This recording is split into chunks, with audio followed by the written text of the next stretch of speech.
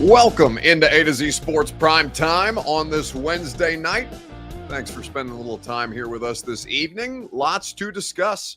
A very interesting Mike Vrabel press conference today. I didn't even think to have Bert pull the video clip from Kaharski's Twitter feed, although I may ask him to do it now, of Mike Vrabel making fun of Joe Rexrode's hands. I very much enjoyed that exchange. But we have many other things to discuss, least of which is a viable trade partner for Derrick Henry. I mentioned something to you guys last night about that picking up after there being next to no market for him on Monday. But when you start to sell parts, things move quickly. And I don't know that Derrick for sure is going to get moved. I just know it's never been more viable than it is right now. So we'll talk about it together on throughout the course of this show, and we're happy to have you guys involved with it. First, need you to share the broadcast around wherever you are spending your evening with us. If that's on Facebook, retweet it. YouTube or Twitch, like the video. Subscribe to the channel. If you are on Facebook Live, you can share not a public. That's in the bottom left-hand corner of your screen. John Bob says, why must you hurt us, Buck? Listen, I'm sorry that the news hurts you. And whether the news ultimately comes to fruition or not remains to be seen. All that we know is that there is a team that's legitimately interested in Derrick Henry. Whether they end up going to get him, we'll find out in the next couple of days. But before we do that, well, I've already told you to share the show. We've got a lot to talk about. We'll get into it. Let's go ahead and quit wasting time. Welcome into A to Z Sports Prime Time from the Zen Sports Studios. I'm your host, Buck Rising. If you're new to the show, I'm not on Twitter because I'm locked out. I've been locked out since I deleted the app on the bye week, but I heard we still made some news anyway, and we're going to talk about it together throughout the course of this primetime show. The primetime show is, of course, presented by Zen Sports. Download the app, plug in the promo code ATOZTN, and they will give you unlimited 5% cash back on your first 15 days of wagering. Zensports.com is where you go. TrueMav Fitness in the Gulch. I am going to TrueMav tomorrow. I go to TrueMav on Tuesdays and Thursdays for my personal training sessions. Many other people go for group fitness classes, or if you just want to try it, go for your first workout free. All you need to do is go to TrueMathFitness.com.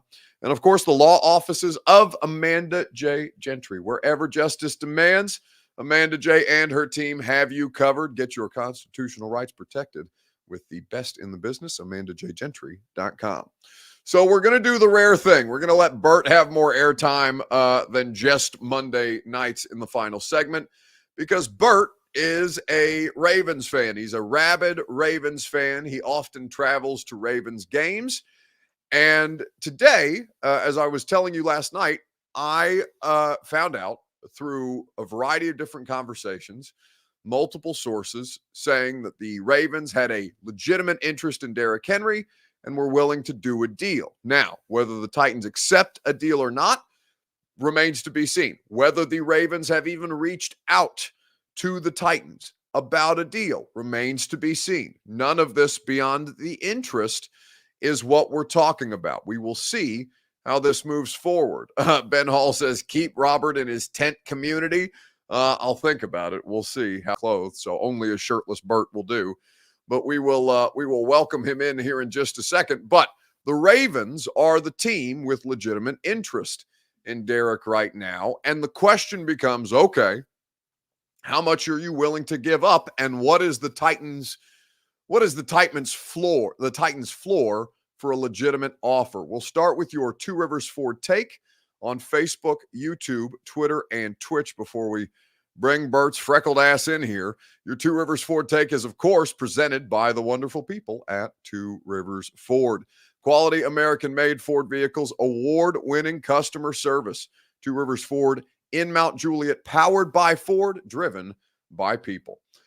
So the question that we're asking you, your Two Rivers Ford take this evening, is simply this: what is fair compensation in a Derrick Henry trade? With that, we bring in our Baltimore Ravens insider, Robert Lee Walsh, to tell us all about the Ratbirds and their draft compensation situation. Hello, Robert.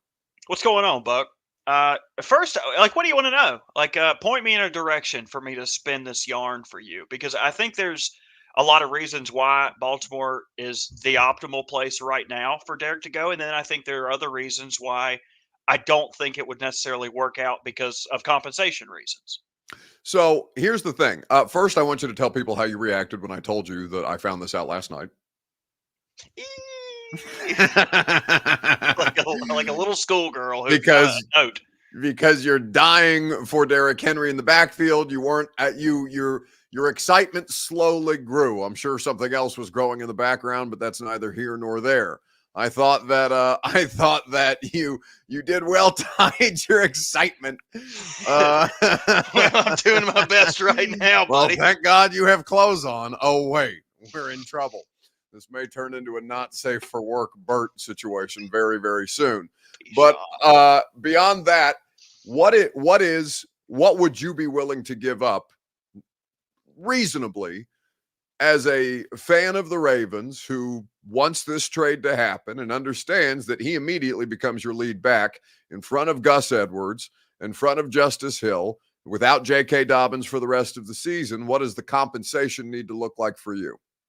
First, I want to preface with the Ravens have taken on this new adage of renting veterans in the hopes that they could sign them to a long term deal in certain situations, and other situations to see if they fit their scheme. Twice it's worked in their favor with Roquan Smith and Marcus Peters. Both ended up signing extensions before the year was gone. The one that did not work out was Yannick Ngakoue, and in all three situations, you can see different trades. Obviously, Roquan was the most talented player. You saw a second round pick for him. That is very rich for Derrick. I know the thought of Derrick tugs at a lot of heartstrings, but where he's at right now in his career doesn't warrant that, especially considering he's a free agent after this year. You'd have to sign him to another deal, and the amount of money that he's owed for the remainder of the year, which I don't have that figure off my head, but I believe it's about $6 million. So between 6.5 and 7. So the Ravens have in actual working cap space, they have $2.5 million. In some of the websites you look at, they have 6.3, but that's a higher functioning number. In terms of free agents, practice squads, workouts, they have $2.5 million. To fit Derrick currently under their cap space, they would need to do restructures on their larger contracts, i.e., their Ronnie Stanleys, their Marlon Humphreys, their Mark Andrews, to make Derrick's contract fit. Back to the compensation, you saw the Roquan trade was a second round pick.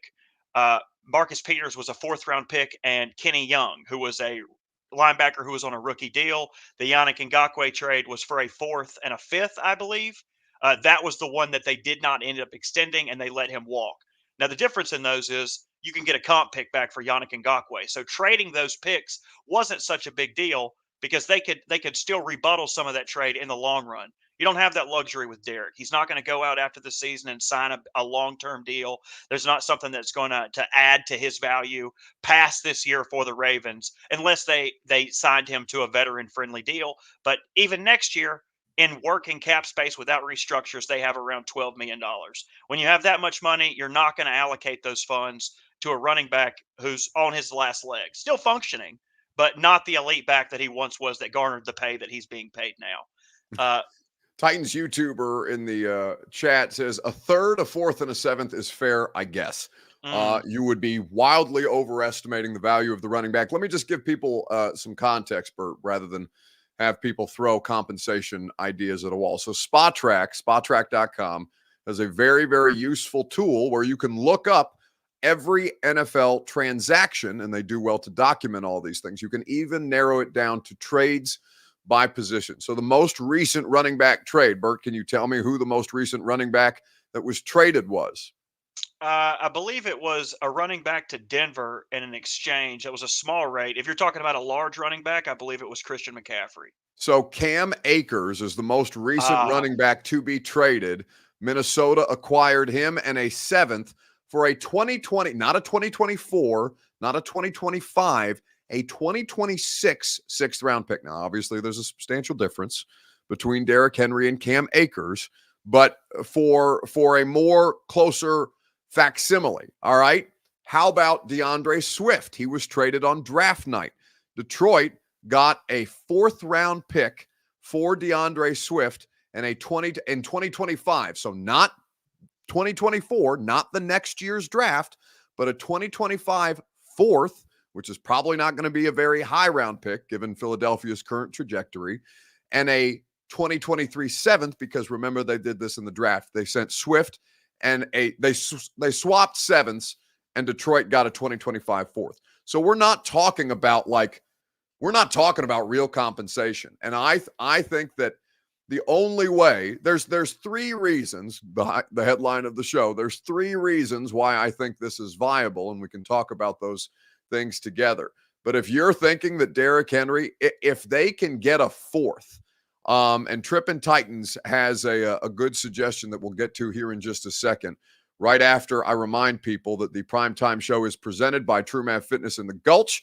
Go to TrueMathFitness.com. Look how slick Bird is. True Math Fitness, for your first workout free as a Middle Tennessee resident. They will put you in position to succeed, whether it's boot camp style group fitness classes, personal training, or a membership to work out at their facility as they please, as you please. TrueMathFitness.com will get you the new way to work out for the new version of you, TrueMathFitness.com. All right, Bert. So I think that the first reason that this makes sense is because Baltimore, as you just outlined, has a recent history of doing these kind of transactions. And this year's Ravens team, with Lamar Jackson playing the way that he is as viable as Lamar has been since they were the number one overall seed when the Titans upset them in 2019. I think that is the reason why, that one, because they have the availability with J.K. Dobbins, and two, the money is not that far off, but enough that you have to make it work. Secondarily, I think that the cap situation that the Titans have created themselves, where the Ravens are a bottom six cap space team right now. The Titans have the fifth most available cap space in the NFL, with effective cap space of just north of 11 million, meaning that they can equip themselves to eat the vast majority of Henry's contract to essentially buy the draft pick, or a better draft pick than they want, because a 2025 fourth is not going to do it, right? It needs to be next year's draft. It needs to facilitate, if you're going to move Derrick, it has to legitimately facilitate the reboot. And it absolutely, absolutely, absolutely has to be a scenario where you go above and beyond to make this deal work, if you're serious about moving Derrick. If you're not, then you stand your ground and you hope that somebody gets desperate closer to Tuesday. But I just don't think that's realistic, given that Baltimore is really the only entity that at this point, as of this morning, maybe, we'll see how the information changes. It can change very quickly at this time of year. But as of this morning, Baltimore was really the only truly interested party, so much so as to look to put together a compensation package. And to be on the positive side, I do think that you could get a higher pick than a six, or potentially it's between a fifth and a fourth. And let me lay it out for you in terms of the layout of picks. So Baltimore has a fourth and a fifth, but they are also expected to be awarded a fourth round compensatory pick for the loss of Ben Powers signing a big free agent deal in Denver. So what I could see happening, it would be a fourth round conditional pick on certain conditions for Derrick Henry to hit. Maybe it's yards, maybe it's touchdown, maybe it's snaps, maybe it's games played, what have you. If I would imagine Rand would probably want those to be easier to access for this pick. Worst case, they get a fifth, which would be a later pick in the fifth round. The reason you would get a fourth is because those compensatory picks become at the end of the round. Mm-hmm. So rather than giving up their own fourth, which is albeit a later pick, they would be willing up to give the later of the 2-4. Yeah. Because so they wouldn't technically lose any of their original picks. That would be a bonus pick for letting a homegrown guy walk. And that's something else Baltimore leads the league in, is compensatory picks since they started counting. And I can't remember what year it was, but they've led the league in compensatory picks since that time. So they plan to let guys walk for situations just like this, to bolster their roster with picks that in all reality would probably be a dart throw. Right, guys you see in the fourth, like maybe they have intangibles, maybe they're super athletic, maybe they're undersized. They're never the guys that you're looking at in the top 100 picks. But still, if you're looking at the compensation you got for Byard comparatively, I would take a late fourth every day of the week. And I think Rand would be excited about that compensation too. That would take you out of what it was a week ago of having what I believe it's a first, second, a fourth, and 2 sevenths. Now you have a first, a second, a third, and with this trade, a fourth from the Derrick Henry trade, a fifth and a sixth from the Byard trade, and your multiple sevenths. And I'll say this before I keep spinning this yarn because I could talk about this all day. With these picks, I see a lot of people saying, "Oh, well, look how poorly they've drafted in these late rounds. Look how poorly they have been at selecting players who they could properly coach up into someone who can play." And to that, I say, one, Rand just got here. You can't say it's like saying the Ravens can't draft wide receivers 2 years ago. Well, they haven't been able to, but that doesn't prohibit them from drafting well. I think the same should be true for Rand. And also, he doesn't have to draft at these picks.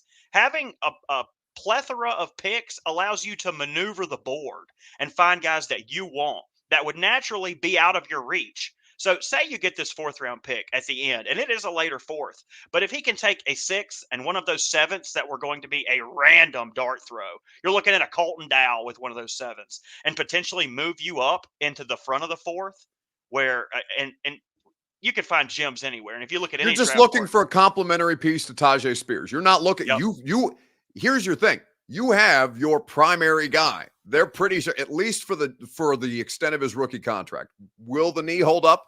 It doesn't necessarily matter for this purpose. The league is telling you that the running back's durability does not matter. You've already replaced Derrick Henry once, right? You've already done it. It is. I'm not going to say that it's not hard to do, but it's not nearly as hard as you thought it might be when he went down in 2021. So that's something that you have to be realistic. Ariel Carter says, you're a Ravens fan. Of course you'll say that. No, Bert is providing you as good and as detailed an explanation as to why this makes sense as a trade partner. And you know I don't like to say nice things about Robert. So, for example, somebody mentioned, let me see if I can find the comment. Craig DeCure. What an interesting last name. It says, Bert, explain where Henry has slowed down. I swear you guys say dumb stuff. How we complain about the offensive line all season and this season and not think that's the reason he's not getting the yards that he's getting used to. Because it's true. Go listen to today's podcast with Greg Cosell. It doesn't mean that Derrick Henry's a bad player. Doesn't mean that Derrick Henry's not a difference maker. Doesn't mean that Derrick Henry can't really contribute on a better football team. But Derrick Henry right now is a role player who is not the peak version of Derrick Henry. Not peak version of Derrick Henry is still a good player. The guy had a 4 or 5 year stretch, more realistically, a 4-year stretch of Hall of Fame caliber play. To expect him to continue to sustain that just because he's done it better than everybody else to this point does not mean that he isn't depreciating at his age. It's natural. It happens to everybody. It happens to running backs far sooner than it has to him. That it's taken this long with his volume and his usage to get to him through high school, college, and pros is a testament to Derrick Henry. That you're not willing to recognize that is okay. Derrick is a lot of your guys' favorite players, and it sounds like blasphemy to many of you to even talk about this. But to ignore the reality of Derrick Henry's situation, and more importantly, if you're the team, to ignore the reality of the franchise is to just be ignorant for the sake of emotional decision-making, and that is exactly what you cannot afford to do at this point.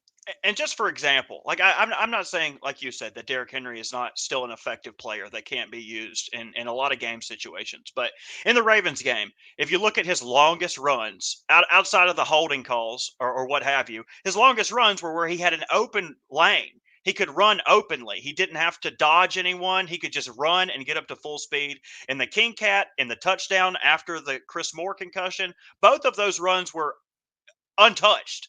The same Derrick Henry that was slamming Bills cornerbacks into the ground by their face mask. Like I don't think you can deny that he's a lesser version of that Derrick. And to say that, I don't think is blasphemy in the fact that he is still a good player. He's just not the same guy. Everybody wears down. Do you remember when Zeke Elliott was great? Yeah. Everybody remember when Zeke Elliott was great, and now he's just meandering around It in happens New England? so fast. It happens so fast. And listen, the offensive line, the bad offensive line play, of course, has something to do with it. It's just made it more evident.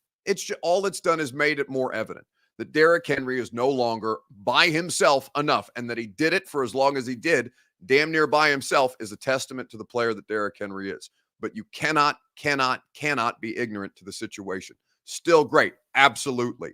Derrick Henry of 2020? No. It's simply not the case. And to say otherwise, is ignorant. It's just ignorant at this point. Anyway, Bert, we appreciate the insight. Back to the shadows. You can resume your naked activities, whatever they might be. That's Okay, concerning. go. I gotta go get something real quick. You better throw me out of here. Get out now. I just saved you from seeing a very, very pale, freckled ass on your camera. Either way, the primetime show. We will get into landing spots potentially. If it's not Baltimore, maybe another team. We don't know that there's another team involved in the discussions right now. We know that Baltimore is, but I'll ask you the question, where would you like to see him land in a hypothetical trade? We'll do so together right after I remind you that the primetime show is presented by Zen Sports. Go to the Zen Sports app, download the Zen Sports app, plug in the promo code ATOZTN and get unlimited 5% cash back for your first 15 days of wagering. Unlimited 5% cash back is an incredible offer. Zen Sports is the only sports book that will go above and beyond for you that way. Plug in that promo code, get in on all the action, whether it's the NBA, the Grizzlies back in action tonight. Looks like they lost to the Pelicans. I think I'm watching a replay right now on Bally. I guess that game must have ended. I don't know who won because we've been doing the primetime show, but whether it's basketball, postseason baseball, now that we have a World Series, football, and of course, all your favorite major sports, A to Z TN in the Zen Sports app. Terms and conditions do apply. Gambling problem, call the Tennessee Red Line, 1-800-889-9789. All right. So somebody said, Eric Alonso said, Buck talking like the crown has fallen off. God, you guys are so dramatic. Anytime we mention the running back, so dramatic. It's going to be okay. Ching Bing said, I'd trade Tannehill for a Philly cheesesteak. Well, I said this on the radio show today. Ryan Tannehill's tenure, and we can get into this more on primetime tomorrow, but Ryan Tannehill's tenure with the Titans should effectively have come to an end after as of right now. But we can discuss that later on. Landing spots for the Tennessee Titans to hypothetically trade Derrick Henry to. As I mentioned, the Ravens are the only one that we know about. And even then, how realistic that is remains to be seen, right? The compensation has to be right. They still have to, there still has to be an offer to Tennessee. That hasn't happened yet. It may not happen. We'll see whether these things, but we know that the Ravens have legitimate interest. Two, you have to have a situation where, one, your roster depth is pretty questionable right now at the running back position and pretty questionable at safety as well, but you can still find players to move in if you're going to try and patchwork this thing together, and God knows they have experience with it. So where would you want to see Derrick Henry land? There's a couple of, speaking of Greg Cosell, and we talked a lot about Derrick Henry today because basically what I said is, Greg, I don't know if he's going to be here next week or not when we get together to do the podcast, so we might as well talk about him now. And I asked Greg the same question. Greg, if Derrick is moved by the time we get together next Wednesday and do the podcast, where would you like to see him land? You know what Cosell said? Derrick Henry is still currently a member of the Tennessee Titans. We don't know what lies ahead specifically, but there is starting to be rumblings of more momentum towards moving him. So we'll see what happens between now and the next time that we talk. But if there was a team that you would like to see Derrick Henry on, or that you think particularly fits his skill set, or that he brings value to, is there one that comes to mind off the top of your head? I mean, I think that's limited to some degree because Derrick Henry is a foundation back who doesn't give you much more than just handing the ball off to Derrick Henry. Now, and I would say, and I'm sure he would disagree and maybe others would, but I would say that he's, more on the downside than the upside. I don't think he looks exactly the same. Now, does that mean he can't have a 20 carry, 140-yard game? Of course it doesn't mean that. But I don't know if he's your bell cow anymore. And because he's a certain kind of back, you're probably limited in a team that would be interested. I mean, I think a team that probably, Baltimore would come to mind. I think they'd be looking for a back since Dobbins is done for the year. Edwards is a really solid player. Justice Hill is a nice player in their scheme. But, I think they would probably like to have that kind of player since they still play with Picard, the 300-pound fullback. So, I think that's one possibility. As I think about other teams, I don't know, but it's tough because teams don't really play like that. I mean, if you trade for Derrick Henry, aren't you pretty much saying he's now the guy? I mean, are you trading for Derrick Henry to give him 7 carries a game? You can't. He's already become a role player here, and I think that's, I mean, a role player to an extent. I mean, obviously we know what Derrick does well, but he has a very it's kind of like Liam Neeson and Taken. He's got a very particular set of skills, and there you go. Those skills, you know what I'm saying? And you don't want to know about that skill set because it's not going to end up well for you. Right. That's right. There you exactly go. Right. So I think that's kind of the nature of the Derrick Henry situation. What actually comes to pass, we will see. Yeah, so we'll see. I mean, but I hope fans understand that if he is traded, first of all, I hope fans understand that you're not getting a first or second round pick. So just because of what Derrick Henry's accomplished in his past, which is, all Hall of Fame type for 4 or 5 years, and obviously the most dominant runner in the league for 4 or 5 years, that's not the way he is now, and you're not going to get a first or second round pick. If they can get a 4th round pick, Buck, I think they would jump at it. I know that is indeed the case. So that was a clip from the Co-Sell podcast today. It's the install wherever you get your podcasts. It's also available for you to watch, just as you saw that clip there. You can watch the whole show on the 104.5 The Zone YouTube channel as we broadcast live on the A to Z Sports YouTube and Facebook and all the other channels that we're on. Go check the podcast out, though. Greg gives you a really good dissection of where Derrick has fallen off and why it's not appreciable to the point where he's not still a difference maker on a contender. It's a really good podcast. Talked about Levis, talked about Willis, talked about the Falcons. We broke down. It's the first time I feel like I've brought up the Falcons, and we're almost we are 3 days into the week. Feels like that. We'll do that heavily tomorrow on the radio show, preview the Falcons, and Arthur Smith is going to speak to the media at 11, so maybe we'll carry a little bit of Art's press conference. Who's to say? Vladimir Hurst says, what is the likelihood that Henry is traded?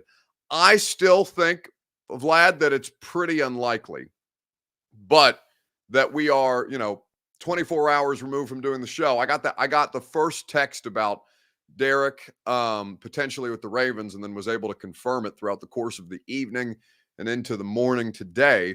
That the Ravens were the one interested party that we know about. We'll see who else emerges, or maybe we won't if a deal doesn't get done. I would still put it at pretty unlikely because I think the compensation that they're asking is more than another team is willing to give. And if the Ravens are the only ones bidding, they're not going to bid against themselves. So I would still say unlikely, but it's never unlikely, but never more viable than it is right now, if that makes any sense. It's never been more possible than it is right now. Doesn't necessarily mean that it's likely, but it is a situation that is definitely worth monitoring. BF says, I gotta go stock up on some booze after this show. Mr. Lamb says, get ready to see a lot more empty seats if they trade the king. Yeah, but they can't care about that. They can't care about that. They can't possibly care about that. That's no way to run a football team. If you're marketing, that's fine. But like the last thing that I you guys know I love you, but the last thing that I want Mike Vrabel or Rand Carthon to give a shit about is what fans are saying on social media, right? Like there should be zero emotional component to the process of trying to improve the football team. You make the moves based on what is best for the football team. What is best for the football team is moving Derrick Henry. That's not what's best for the fan base, right? And there's plenty of people who will say that otherwise. But I think that trading him for a 4th or 5th round pick is blasphemous. I'm saying, Dre, I don't even know if they can get there. That's where we are with Henry. And nobody's suggesting that fans shouldn't care a great deal about Derrick Henry, and that fans, listen, I don't blame you. I'm not telling you to still buy I'm not going to tell you to still buy tickets. I'm going to be there every Sunday, but that's because it's my job. I'm paid to be there. Like I'm not telling you how you need to process this. If they do end up processing it, you can handle this any way you want. You can not show up to the stadium. You can quit watching the football team. You can do whatever. You can go to Target with your significant other on a Sunday instead of paying attention to this thing that continues to cause you many of you suffering, it would seem. But like, they can't operate that way. All they have to do, the only thing that they have to care about is putting together a winning product. And right now, Derrick Henry is not a part of a winning product. So you have to find ways to recoup that winning product and And if you win football games, nobody's going to give a shit who's on the field. Like, you love wins more than you love players. And I know you guys love Derrick. I'm not questioning, nor should anybody. I know you guys love your favorite players for sure, but nobody's going to care who's on the field as long as they're winning. And right now they're not winning, and they need to find every possible way to make sure that they can get that back on track. Chosen says, Buck, if they move him, can they wait till after Sunday? At least I'd move him before Sunday. I wouldn't let him play a game. And if he's not been moved by Sunday, and you think there's still a chance, then I wouldn't play him. I know that sucks, but like, you can't risk if there is a deal to be had. And again, we don't know that there's a deal to be had, but if you think that you can get a deal done from him, you can't risk him getting hurt. And I know he's incredibly durable, and I know it's the Oilers uniforms, and I know it means a lot. And I know he's second all-time leading rusher with a franchise that cares deeply about its running backs, as you should. You have tremendous history specifically with that position. But if they can move him, common sense says to do it before Sunday, to not have the risk of injury, or to sit him out if you think that it can be done. And that would I can't even imagine what that would look like if they were to sit Derrick out on Oilers Day. Again, this may not come to fruition, but we have more information than we did yesterday. The information that we have is that there's at least a team interested in Derrick Henry's services. So, whether that happens, we will find out together. Alex Bean says fans would riot. Listen, and you would be right to. You would be right to. Both things can be so. I do not want them to cater as an organization, or any organization. I don't want them to cater to the whims of fans, right? I know that you guys aren't going to like that. Many of you aren't going to like that, but I don't want them to. I want them to do the job as they see the job needs to be done from their perspective. They're the paid professionals. We're a bunch of Madden GMs. Do the job. And if you're not good enough at the job, then find somebody else to do the job. But don't get to a point where you're, for lack of a better term, reading your mentions and making decisions based on emotional stuff. Andrew Hardaway says, liking a Hall of Fame running back is a whim? No, of course it's not a whim, but you still need to move him if you can. You have to get over it. You've got to get over it, whether it's by, what is the trade deadline? Halloween, October 31st. That's pretty grim. Whether it's on October 31st or at the end of the year when his contract expires, you have to get over it. Just like you got over, maybe you didn't get over Derek Mason, Steve McNair, and Samari Roll, and all of your other favorite players that went to the Ravens in that first real culling of the Titans roster that Floyd Reese did after the cap situation got jacked up. There's been plenty of other great players Jurrell Casey, you got over Jurrell Casey. It sucks to say, because Derrick is going to be and is a better player at what he does than Jurrell Casey was, but you got to get over it. All right, let's get to rising and falling. It has a baseball related skew. Baseball is not something that we often do around here, but since there is a World Series between these two, we can talk about this together because it was something that made me laugh out loud. The question is on Facebook, YouTube, Twitter, and Twitch: whose stock is rising? Whose stock is falling this week in sports? Facebook, YouTube, Twitter, and on Twitch. We'll talk about it together. Whose stock went up? Whose stock is falling?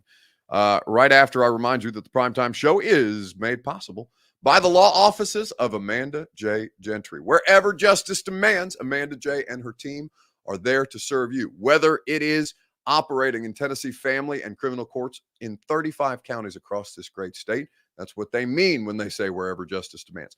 Whether it is defending your constitutional right to be a father to your child, that is something that Amanda is vigorously passionate about. Vigorously passionate seems excessive, but so is her willingness and her drive to defend you and your constitutional rights. Not all of us are intimately familiar with our constitutional rights, so there is no need to leave yourself exposed needlessly. Go to AmandaJGentry.com to find out how she can help you today.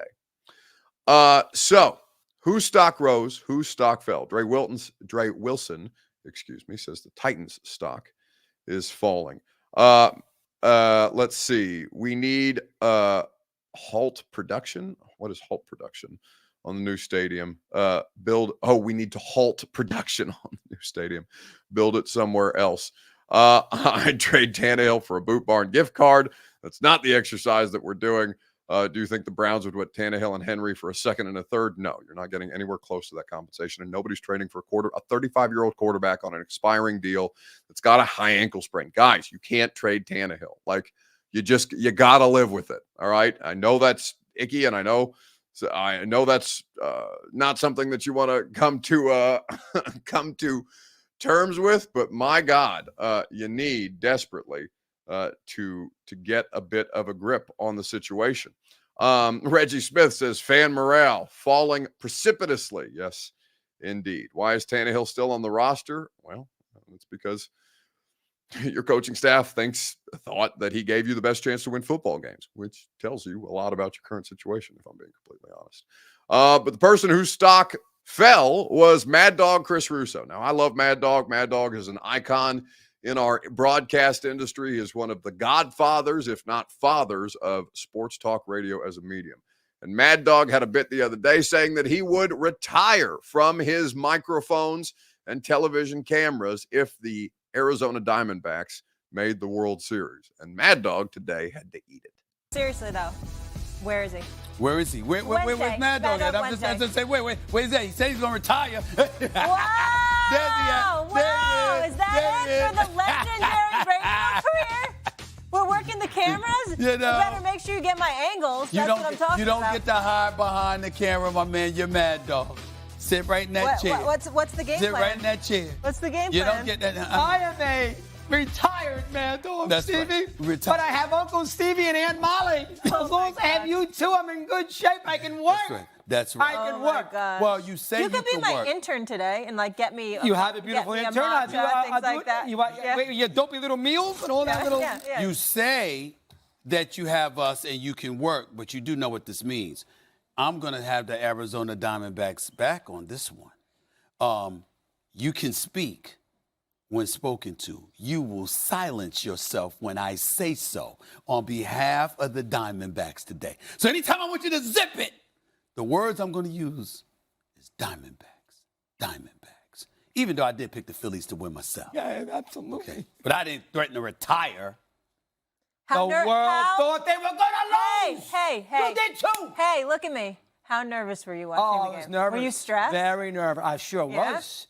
But remember, that was a radio thing. Mm-hmm. It wasn't necessarily a TV thing. No, Mad Dog transcends so you radio. Think you Mad can say Dog things? is where Mad Dog is. Radio. That was for the radio. So you think you can say things on certain platforms and we don't hear and that it doesn't was radio. carry over? You're always talking about Mad Dog Radio. You know that's different than Uncle Stevie and Aunt Molly? No. The point that I'm trying to make to you First is of all, it's I'm Auntie Stevie Molly. Wherever I go. I'm Stevie A wherever I go.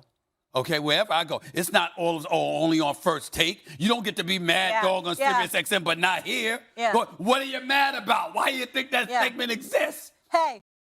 So Mad Dog, it sounds like is going to keep working. Not a man of his word. Is not going to retire on the spot because the Arizona Diamondbacks made the World Series. All right, that's going to do it for us tonight on the Primetime Show. We always appreciate you guys spending your evenings here with us. One more show tomorrow.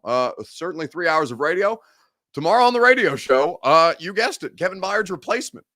Elijah Molden is going to join us, and we will talk about how the hell he's going to fill the role of a former All-Pro safety. Former All-Pro safety who is now probably going to do some great things in Philadelphia. Go check out the Install Podcast wherever you get your podcasts on Facebook, YouTube, Twitter, and on Twitch, except not really because it's only on the 104.5 The Zone YouTube channel, and I'm just used to saying all of them because we do the Primetime Show here every night. So 104.5 The Zone's YouTube channel where you can also watch the radio show. So Elijah Molden will be the guest at 11:15, and we'll talk to him about if he's ready for whatever the hell this is going to look like on Sunday. We'll be ready. We stay ready because there's always stuff going on, and we're always here for you in some form or fashion to talk about it. So have a great rest of your evening, and I will speak to you next at 10 a.m. on 104.5 The Zone.